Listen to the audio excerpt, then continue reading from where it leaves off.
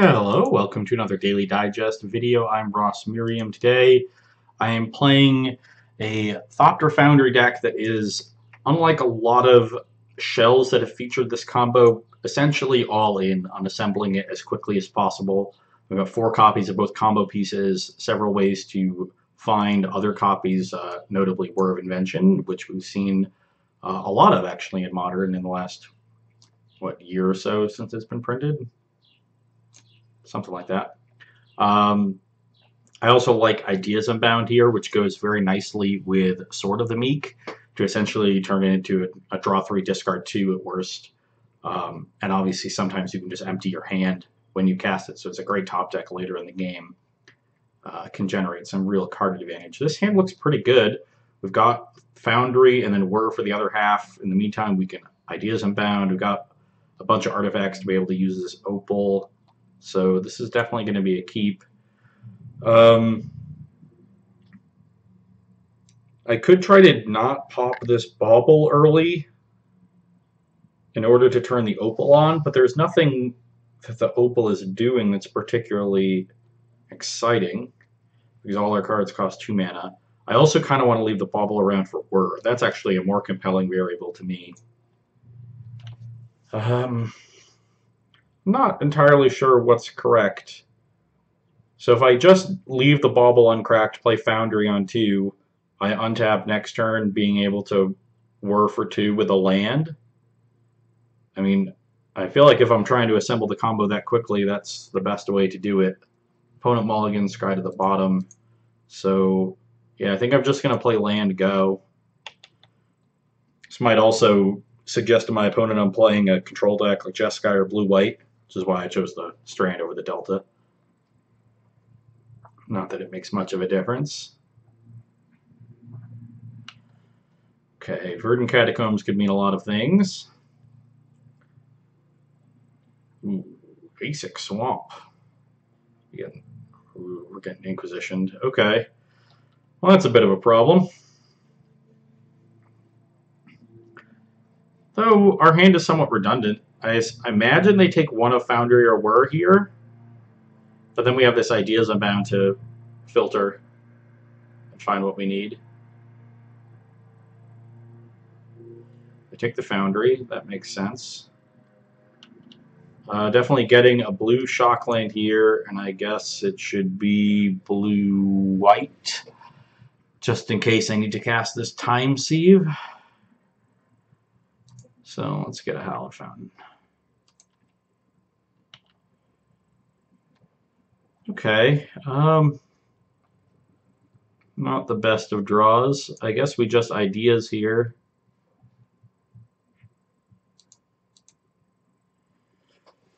See what we can do.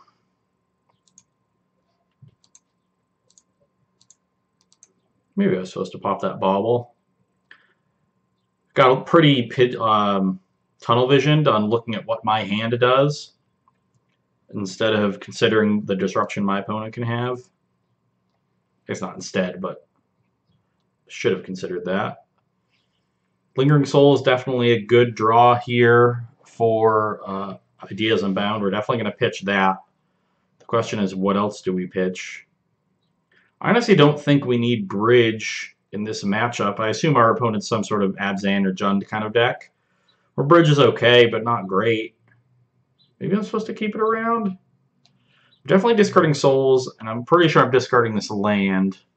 If I discard this land, I need all the artifacts to cast Whir, which means I'd probably have to discard this Bridge. Yeah.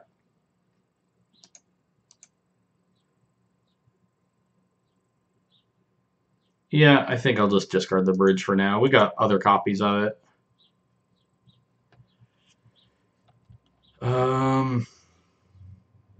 Okay, I guess we just go to the end step.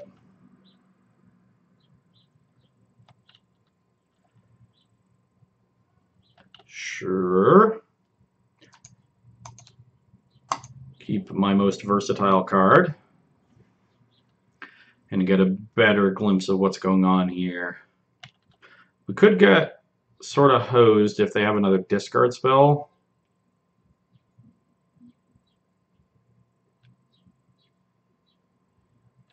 Because I'm kind of incentivized to blow these baubles to start finding some gas, and that turns off the opal. Oh, maybe I was supposed to discard the opal and just keep the land.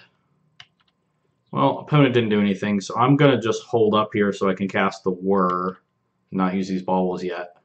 Ooh, and that was a good draw. A very good draw. So now I can just end step use this whir, find the Thopter Foundry, and start going to town. Don't have a ton of mana to start using with it, but these baubles will help us find some more mana. Shambling Vent certainly suggests Abzan, and that's what it looks like. So Decay and Pulse are an issue. What are you going to do? Lingering Souls is certainly not an issue. Happy to see that.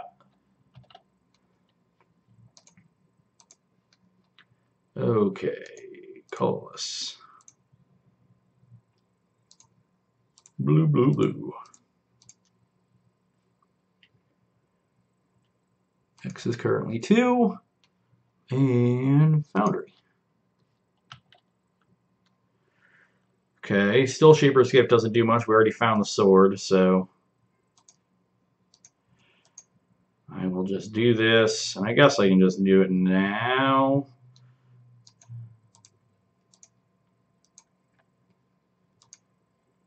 And now I'll have a 2/3 flyer.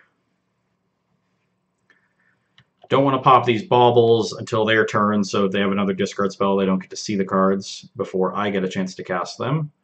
Yes. And pass the turn.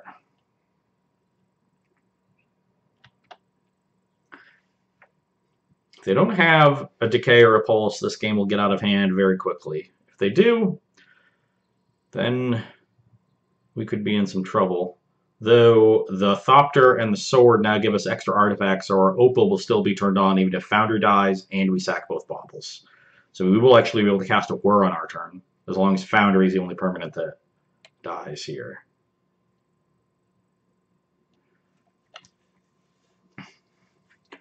Even if they have some more pressure, like a Glaive gets easily chump blocked, I mean, this combo is just so good against creatures. Sure, Fatal Push my token. That will eventually fail to keep pace with what we do. I guess I should have sacked one of these baubles on upkeep to see what card they drew this turn and get that information, and then done one after they draw. Wasn't really thinking about that, but that would be correct because I'm definitely sacking them both now. I'm just flashing back the souls. That does not seem very good. Yep. Okay, really just want lands at this point. They have a Tireless Tracker. That doesn't do a whole lot. No, I'll just look at myself. Oh, we're drawing a Darksteel Citadel. That's a good one.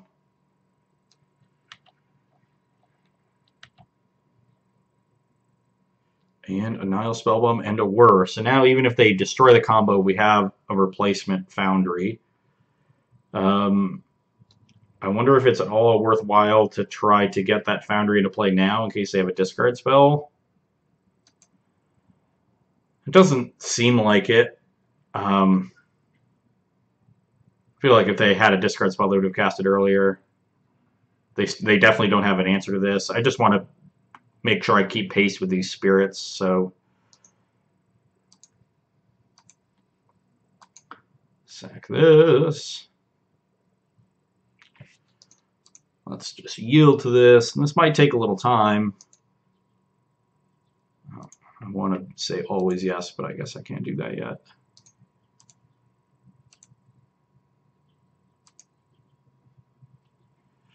Okay.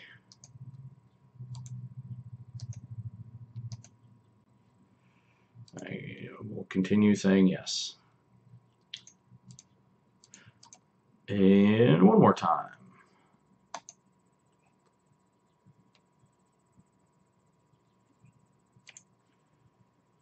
It's probably correct for me to do this during combat, but I just want to save time. And if they do draw an Abrupt Decay, they can respond to a trigger, actually. So, yeah, now that I consider that, it's probably just better to make the tokens up front.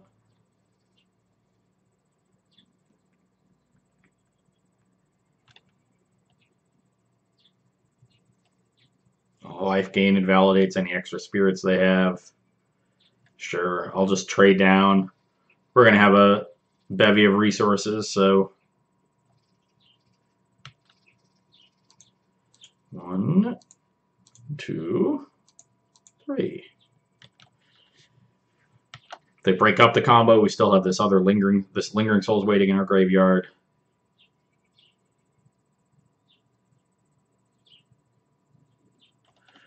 Sure.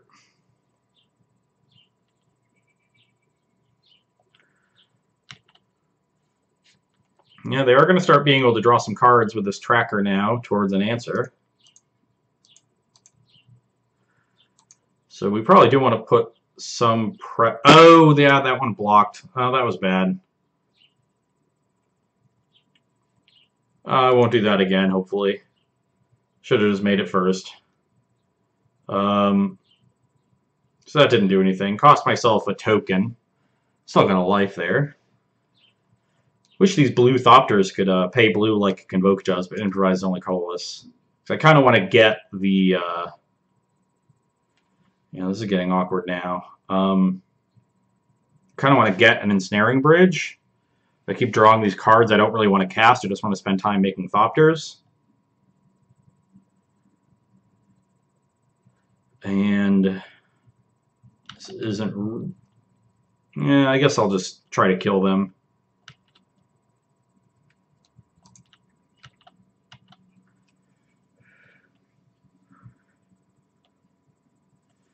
Now we can just hold up. So now I want the option to whir if they make something really this tracker big, especially if they just draw a removal spell for my combo. So if they do kill the Foundry, I probably just want to find a replacement copy. And they crack the clue.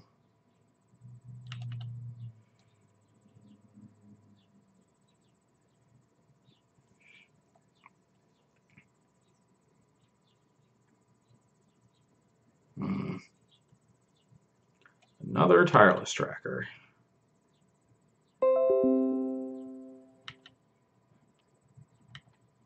Okay. Now they are drawing a lot of cards.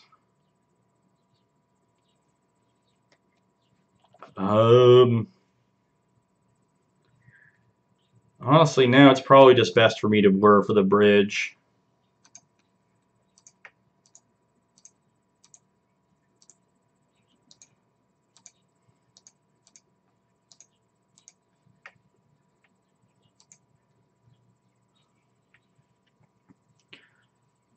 And this lets me just not worry about chumping these and kill them. And they basically need to kill both the Foundry and the bridge at this point. So a single removal spell doesn't really help them. Because if they play the bridge, if they kill the bridge, I'll have a bunch of tokens by then and a buffer of life. And if they kill the Foundry, then they still can't attack, and I'll have tokens left to kill them with. So, land, please. Not land.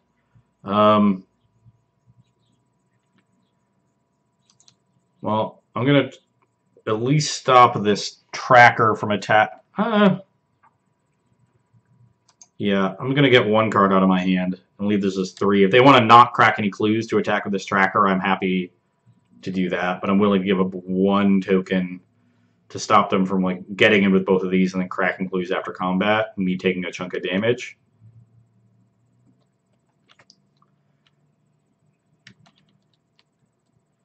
Now we'll get in for 2.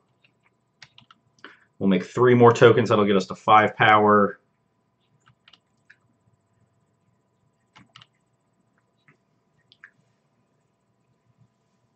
And then go to 9 power. So we're on a 3-turn clock. Okay, that's just another land. I'm surprised they wouldn't crack on end step. Do they really want to get this 3 damage in? I guess they get to attack and then crack clues before, so that is a real thing. Even if they crack 3 clues and I go to 15, that's fine. I don't have to start chump blocking yet. Well, just taking 3. Interesting.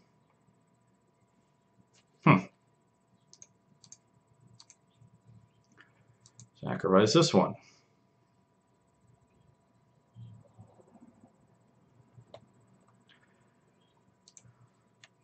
And let's keep doing that.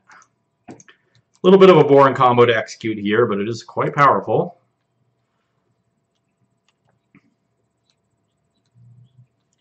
And we'll end the game quite quickly. Especially if we draw another land here. I guess that'll leave us 2 short still. So that'll get us to 10 power next turn. Okay, that's interesting. I guess we'll start by attacking. Not really the mana I wanted to draw, but I'll take it.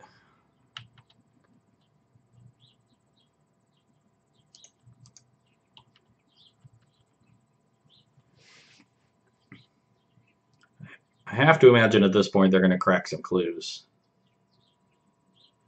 Pathing a token, that's fine. More mana, always good. I don't think that will appreciably affect our clock either.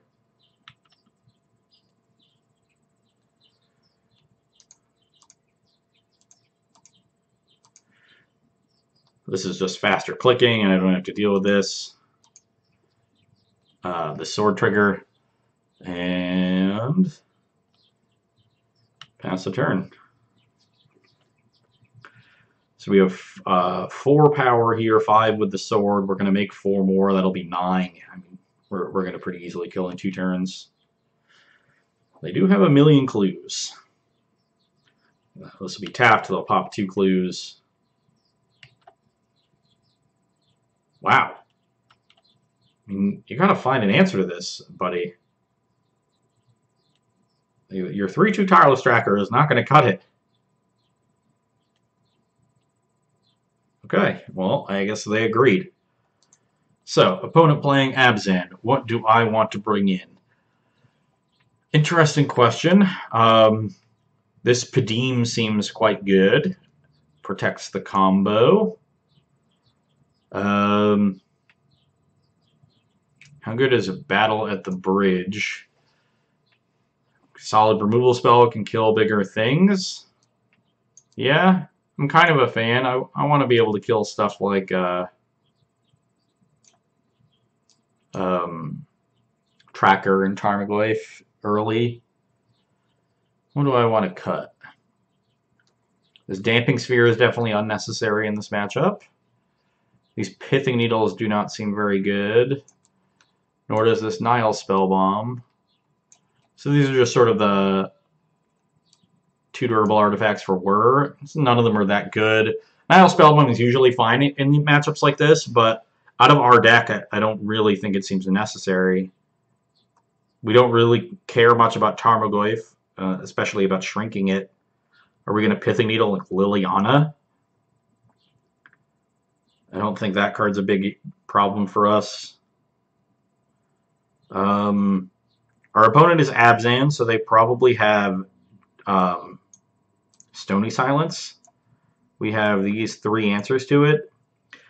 Maybe because they're white and not Jund, and so they definitely have Stony. I can't afford to have Battle because I really need Detention Sphere to answer that, and that can just answer their other things as well. That makes sense to me. I still kind of want Lingering Souls just so we have something to do when they break up the combo. Yeah, I just want to bring in answers to Stony, I guess. Okay. Opponent will be on the play. How is this hand? Well, we have both combo pieces, so, and a bridge, and something to replace a disrupted combo piece. I don't think I'm gonna mulligan this one. Opponent down to 6 again, and now down to 5. And now down to 4. This might be an easy one. You know, every now and then Moto throws you a bone. They did Scry to the top. That's kind of lucky. Ooh, no black mana. I like that. Let's just play this tapped Watery Grave. I think next turn I will play the Sword of the Meek, because then I can play Foundry with a mana up if they have a decay, and guarantee I get at least one activation.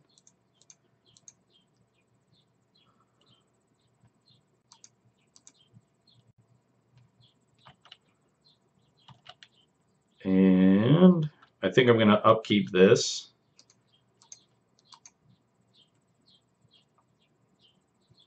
Guess I could have tried to hold it and use it with this fetch land. Okay, they're drawing a Blooming Marsh, which I imagine they will play immediately. And there it is.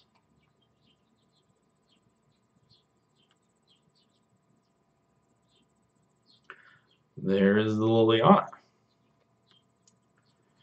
Oh, maybe that was a reason to not play the Sword and play Foundry instead. Because that would have been way better against Liliana. I just didn't think that would be a card they would keep in. Wasn't really on my radar. I really just want a third blue source in case they need to whir, so I'm going to discard the plains.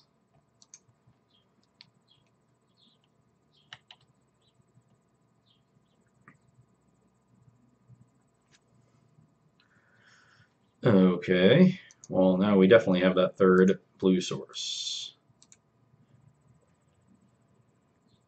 And I'll pass the turn. They are down to one card. If that or their top card are not an answer to this combo, they're going to be in trouble. And honestly, even if it is, I have the whir to replace it next turn.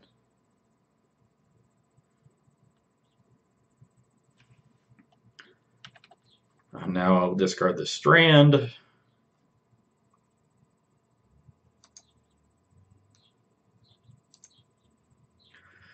Oof, Fatal Push. That is not a good card against me.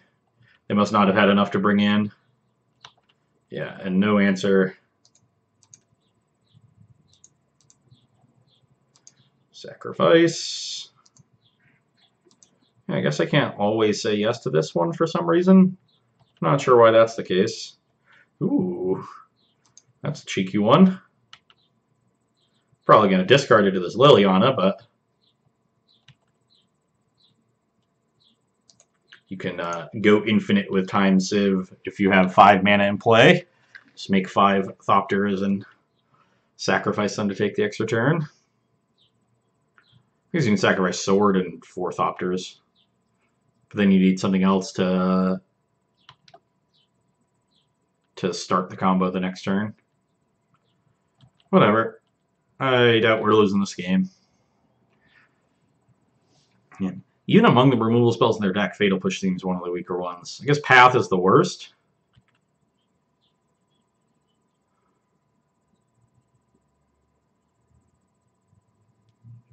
What 4-mana card could they be playing? A Siege Rhino. Sure. Now they get to take a card from me. That card will be Time Sieve.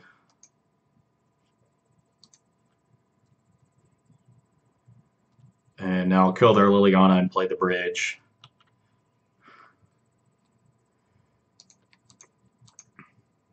Sacrifice. Da-da-da-da.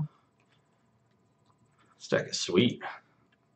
I didn't play a lot with the Thopter Depths deck back in Extended. I wasn't playing a ton of Magic then. Didn't have a vast collection. So card availability was an issue. I played the appropriately titled Check Burn deck, developed by Peter Prozek. That was landfall based with Zektar Shrine Expedition. Main deck Ghost Quarter to break up Dark Depths. You'd Ghost Quarter your own flagstones to pump your Stepplinks and get your shrine up. Sweet deck. Okay. Oh, another land. Perfect. So I can send 4 at Liliana and 2 at my opponent. I can safely do this. Oh no. I cannot attack with the 2/3 if I play that first. So let's attack first. Getting in combat. Let's declare attackers. Now we can do this, then take this back and send that at them. That'll be at 20. And this game should end rather quickly.